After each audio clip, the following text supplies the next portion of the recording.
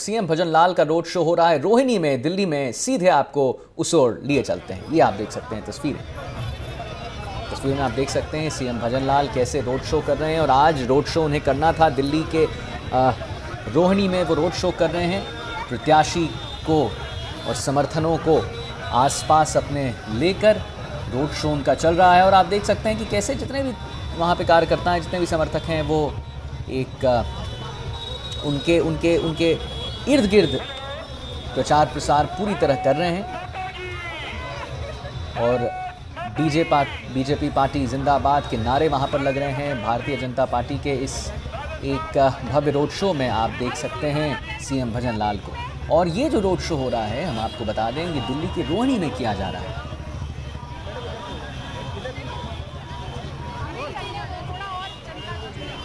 BJP प्रत्याशी योगेंद्र चंदोलिया के समर्थन में वो प्रचार कर रहे हैं। और दिल्ली के बाद यूपी के देवरिया कुशीनगर में वो चुनाव जनसभा भी करेंगे। उत्तरी पश्चिमी दिल्ली लोकसभा सीट पर ये प्रचार हो रहा है। और वाजिब सी बात है कि हम आपको तमाम बात बता रहे हैं राजस्थान में गर्मी को भी लेकर, और उतना ही वैसा ही हम आपको बता दें कि दिल्ली में भी उतनी गर्मी है। लेकिन उस दिल्ली के गर्मी में सीएम भजन लाल का ये रोड शो हो रहा है, जो कि बीजेपी प्रत्याशी योगेंद्र चंदोलिया के समर्थन में हो रहा है। और आप देख सकते हैं कि कैसे एक लंबी कतार है सीएम भजन लाल शर्मा के रोड शो के लिए। और तमाम वहाँ पर आप पुलिस को भी देख सकते हैं। पुलिस महकमे भी बिल्कुल चाक चौबंद प्रबंध उन्होंने रखा हुआ है कि कोई प्रॉब्लम ना आए, कोई दिक्कत ना आए। और वो भी आप देख सकते हैं सीएम भजन लाल शर्मा को भी आप देख सकते हैं कि कैसे वो लोगों से बात करते करते, समर्थक से बात करते करते वो आगे की ओर बढ़ रहे हैं। हमारे साथ वीरेंद्र हैं, हमारे संवाददाता, जो फ़ोन लाइन पे बने हुए हैं हमारे साथ। वीरेंद्र, क्या कुछ देखने को मिल रहा है और ये रोड शो कहाँ तक जाएगा, कितना देर लगेगा, और वहाँ पर गर्मी कैसी है? बिल्कुल, देखिए, अगर गर्मी की बात करूं तो आप देखें कि गर्मी अपना जो तपिश है वो लगातार देखने को मिल रही है। चाहे वो राजस्थान हो या फिर देश की राजधानी दिल्ली हो, हर जगह ये जो गर्मी की तपिश है वो देखने को मिलती है। इसके साथ ही आपको बताना चाहूँगा कि तकरीबन ये जो रोड शो है मुख्यमंत्री भजन लाल शर्मा का, वो दिल्ली में स्टार्ट हो चुका है। और उसके अंदर आप देखेंगे कि तमाम जो उनके बीजेपी के समर्थक हैं वो यहाँ पे दिखाई दे रहे हैं। इसके साथ साथ आपको एक चीज़ और बताना चाहूँगा आदित्य, कि जिस तरीके से लोकसभा चुनाव है, क्योंकि इस तरीके से हम भी लगातार अपने दर्शकों से रिक्वेस्ट करते रहे हैं कि जो अपने मत का प्रयोग है वो अवश्य कीजिए। लेकिन जो लोकसभा यानी 5 साल के अंदर एक बार जो ये लोकतंत्र का सबसे बड़ा पर्व है आता है, उस दिन छुट्टी ना बनाकर अपने मत का प्रयोग कीजिए। और इसी के लिहाज से जिस तरीके से आपने देखा होगा कि लगातार हैं पूरे देश के एक नेता के चयन के लिए लोग अपने घरों से बाहर निकल कर अपने मत का प्रयोग करते हुए नजर आ रहे हैं। और अब मुख्यमंत्री भजन लाल शर्मा है, क्योंकि राजस्थान के अंदर 2 चरणों के अंदर लोकसभा चुनाव हो चुके हैं, लेकिन अब राजस्थान के अलावा जो अन्य राज्य हैं वहाँ पे आप देखेंगे कि तमाम जो बीजेपी शासित राज्यों के मुख्यमंत्री हैं वो अन्य राज्यों में जाकर अपने बीजेपी के समर्थन में रोड शो करते हुए नजर आ रहे हैं। और आप देखेंगे कि भजन लाल शर्मा हैं वो यहाँ पे रोड शो कर रहे हैं। और भयंकर इस गर्मी के बीच में मुख्यमंत्री भजन लाल शर्मा के साथ जो बीजेपी प्रत्याशी योगेंद्र चंदोलिया के समर्थन में ये रोड शो किया जा रहा है। और दिल्ली के बाद फिर यूपी के देवरिया जो कुशीनगर इलाका है, वहाँ के लोकसभा क्षेत्र के अंदर चुनाव प्रचार करते हुए मुख्यमंत्री नजर आएंगे।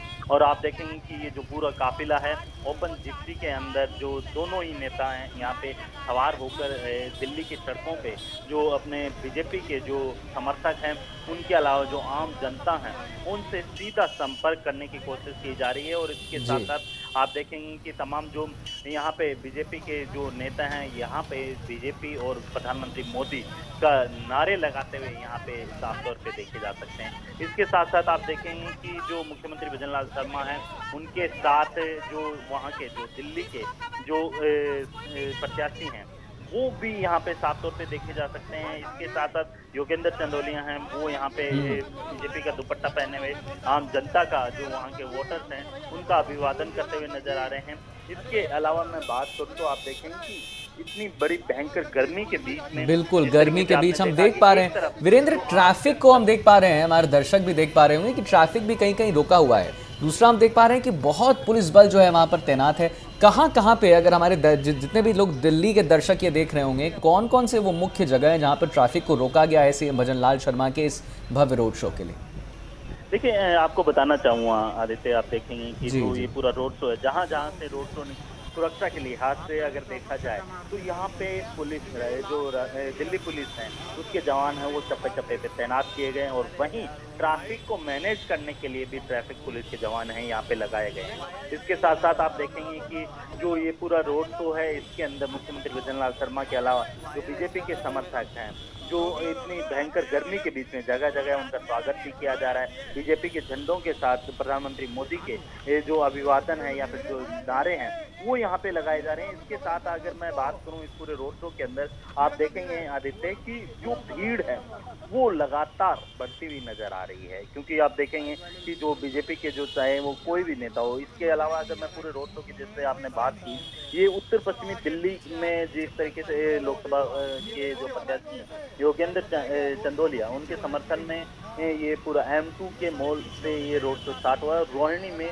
ये रोड शो है, ये रोहिणी तक ये रोड शो चलेगा, और इसके अंदर जहाँ जहाँ से ये पूरा रोड शो निकलेगा वहाँ की जो ट्रैफिक व्यवस्था है उसको ट्रैफिक को भी यहाँ पे डाइवर्ट करने की कोशिश की गई है, और यहाँ पे जो लोग हैं उनको व्यवस्था बनाए रखने के लिए वहाँ के जो बीजेपी के जो कई ऐसे जो कार्यकर्ता हैं वो भी यहाँ पे जो दिल्ली पुलिस के जवानों के साथ लगे हुए हैं और ट्रैफिक व्यवस्था को संभाले हुए नजर आ रहे हैं। इसके साथ साथ आपको दिखाना चाहूँगा कि ये जो तस्वीरें हैं, लाइव तस्वीरें हैं, इसके अंदर मुख्यमंत्री भजनलाल शर्मा के अलावा अगर आप देखेंगे कि आगे एक गाड़ी चल रही है, यानी हाँ। उस गाड़ी के अंदर जो सिक्योरिटी के जवान हैं वो भी आपको दिखाई दे रहे हैं। पुलिस की जो पूरी एक जाब्ता है वो रस्सी के माध्यम से इस रोड शो के आगे खड़े हुए हैं, और इसके साथ ही ये आप देखेंगे कि जो यहाँ की जो ट्रैफिक व्यवस्था है उसकी प्रॉपर व्यवस्था की गई है। वहीं दूसरी तरफ जो ट्रैफिक है उसको प्रॉपर तरीके से यहाँ पे चालू रखा गया है, यानी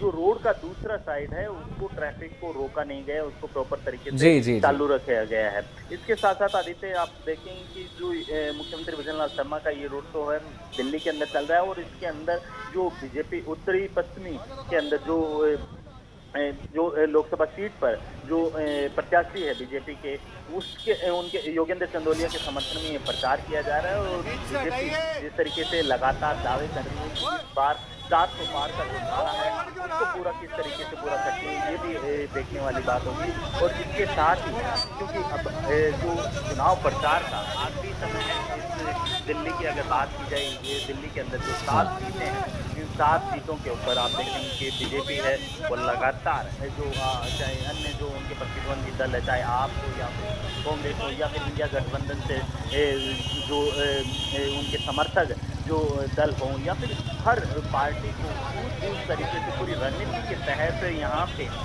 जो है बीजेपी शिकस्त देने की कोशिश कर रही है और जनता से सीधा संपर्क करने की कोशिश की जा रही है।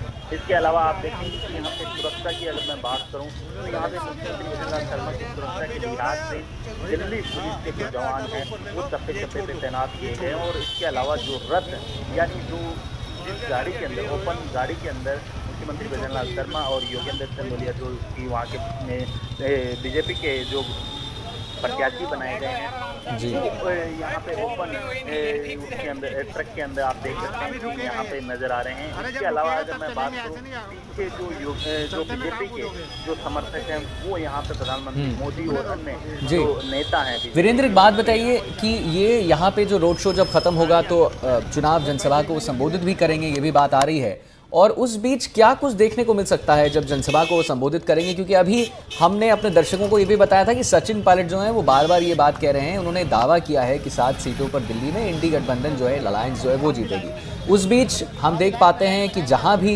मुख्यमंत्री भजनलाल शर्मा जाते हैं 4 जून 400 पार का नारा लेके जाते हैं और दावा करते हैं कि हम जो हम बना रहे हैं, हमारी जो सरकार है वो आपके लिए अच्छी है और इसलिए आपको हमें वोट देना चाहिए। आज जब वो जनसभा को संबोधित करेंगे तो क्या कुछ अहम मुद्दे हो सकते हैं जिस पर आपको लगता है बातें हो सकती हैं? देखिए आदित्य, आपको बताना चाहूँगा कि जिस तरीके से आपने देखा होगा कि अगर मैं राजस्थान की बात करूँ तो राजस्थान के अंदर जो संकल्प पत्र जो जनता के बीच में, यानी जनता के सुझाव के माध्यम से उस संकल्प पत्र को बनाया गया था। और उसके अंदर आपने देखा होगा कि कई ऐसे मुद्दे थे जो जनता से डायरेक्ट या फिर इनडायरेक्ट हम कह सकते हैं कि वो जनता से जुड़े हुए थे, और उन्हीं को मुद्दों को ध्यान में रखते हुए बीजेपी ने अपने संकल्प पत्र में उसे शामिल किया था। और उसी के तर्ज पे पूरा जो ये चुनाव है उसके अंदर अपनी जो संकल्प पत्र के अंदर योजनाएं हो, चाहे वो भ्रष्टाचार को लेके हो या फिर अन्य मुद्दों को लेके हो, यहाँ पे बीजेपी पूरी तरीके से कांग्रेस को प्रस्त करती हुई नजर आई थी। अब देखने वाली बात है, क्योंकि लोकसभा चुनाव है, जाहिर सी बात है देश के मुद्दे होंगे। सबसे बड़ा मुद्दा है हाँ वीरेंद्र, राष्ट्रीय सुरक्षा का मुद्दा। जी जी, ठीक है वीरेंद्र, बहुत बहुत धन्यवाद आपका महत्वपूर्ण जानकारी देने के लिए। हमने अपने दर्शकों को दिखाया कि कैसे रोड शो चल रहा है।